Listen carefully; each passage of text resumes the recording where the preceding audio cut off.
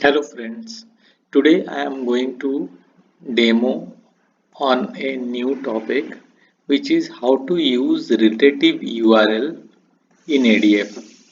So basically we can read from a URL in a, Azure Data Factory and then write to some other database or anything. Okay, so in that URL, if there is any dynamic field, so we can use relative URL and some functions to make that dynamic. So for that, I just created a API using Microsoft Flow where I have a parameter. So I just named it date. Whatever parameter I send it, the response will come only whatever I send it here, the response will come that much. So I will just use this in our demo. So I will put the link also to how to create this API using Microsoft Flow in case somebody needs that. So I created a resource group and created two things inside that resource group. One is the data factory and one is the storage account. Let's go to the storage account and create a container. So that we'll just write whatever response comes from the API.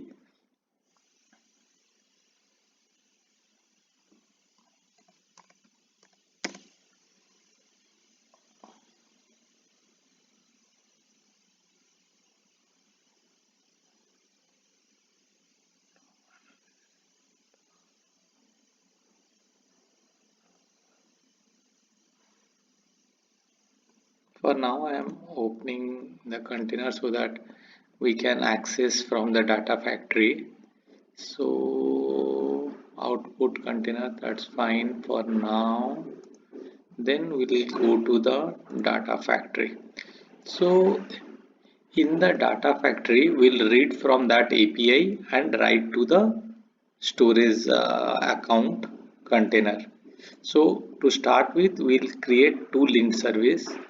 The first one is the okay, we'll create the blob storage one, which is the output one. Continue, and this will be okay. Mm, Test connection, create. So this is the output link service. I will create a link service for the link. So for reading link, we have two types of linked service in Azure Data Factory. One is the REST and another is the HTTP. So in case of REST service, it expects a JSON output, then only it can read. But in our case, the API returns only this value, the final parameter, whatever I have sending in the request. So like it is not in a JSON format. So I will use HTTP for now. REST supports only JSON. So okay, the base URL I will keep everything.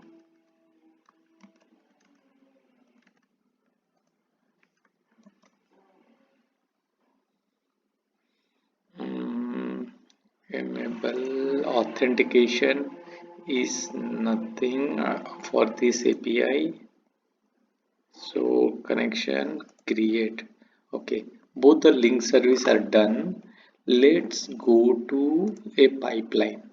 So I create a simple pipeline with only a copy step and the source dataset and sync dataset. I can create a dataset first and then create a pipeline, or I will create a datasets from here also.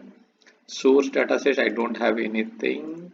So source dataset is HTTP again, and then we'll use okay source Let's put CSV format as the output of the source dataset. Continue. This is source HTTP linked services. Okay, selecting one only. There is no header. Relative URL for now is blank. Fine. Okay. We can see preview data. So it will show us, see, whatever parameter we are sending, the API is replying only that parameter in the reply. Okay, we'll store that. Okay, we don't need to store that to check the relative URL, but okay, let's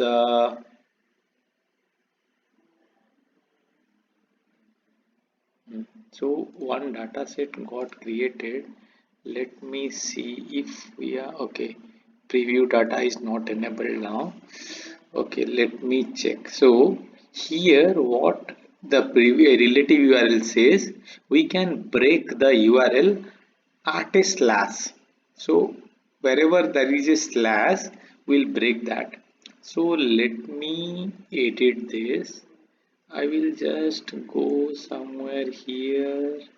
Okay, at the slash I'll break, Control X and save it, and the remaining portion I will put in the relative URL. Okay, let's just, okay, this preview data is not showing here. Let's see what it shows here.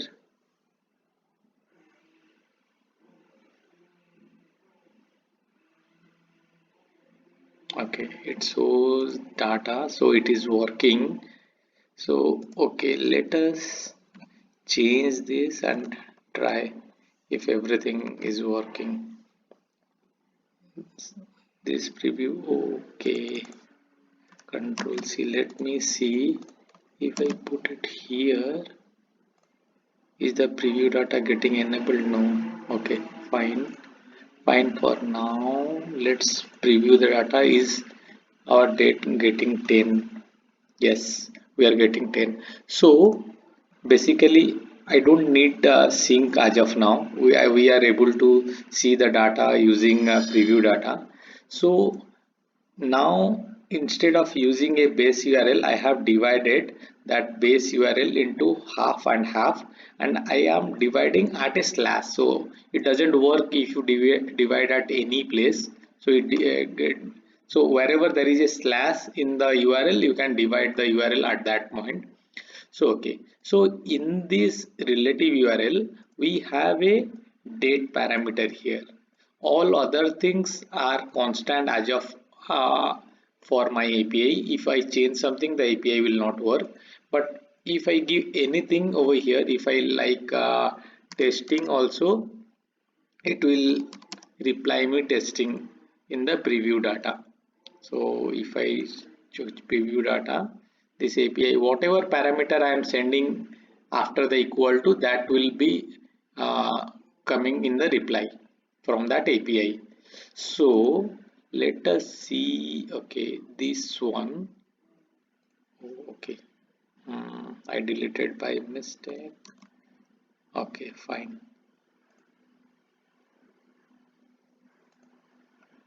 So I can put dynamic content here. Okay, so if I'm putting over in this screen, it is becoming static. So I have to go there and create dynamic content. So I have this, but if I want to put this as current date or yesterday's date or a future date, I have to put some dynamic content.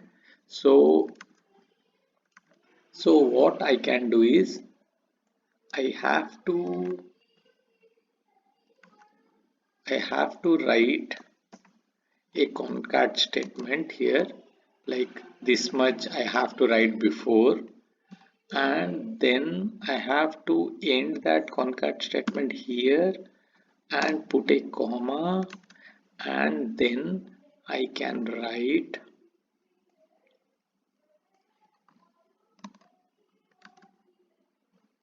Instead of this, let me put UTC now. So UTC now bracket is closing. This concat has a common bracket and curly bracket open. I have closed that.